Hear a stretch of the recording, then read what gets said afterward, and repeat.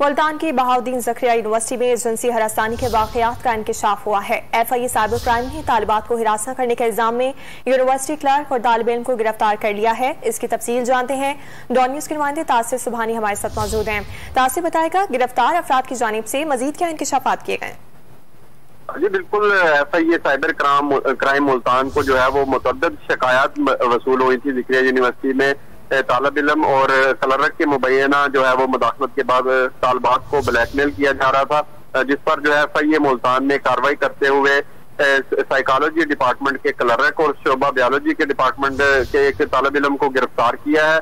FIA का कहना है कि जो मज़कूरा शख्सियात हैं उनके मोबाइल से नाजेबा वीडियोज और तस्वीर भी बरामद कर ली गई हैं और इनसे मजीद इंकशाफात भी जारी हैं और इनका एक ग्रोह का सामने आया है और इनसे मजीद तफ्तीश के बाद जो है वो ग्रोह के दीगर जो अफराद हैं उनको भी जल्द अज जल्द गिरफ्तार कर लिया जाएगा। जबकि ये भी बताया जा रहा है कि ये दोनों मुल्ज़मान जो है वो तालिबात को ब्लैकमेल करने के बाद उनसे फीसें भी वसूल करते थे और मजीद जो है उनसे कार्रवाई जारी है। जैसे ही ये मजीद इंकशाफात सामने आएंगे तो ग्रुप के दूसरे अरकान को भी गिरफ्तार कर लिया जाएगा। जी तासिर सुबहानी, अपडेट्स के लिए आपका शुक्रिया।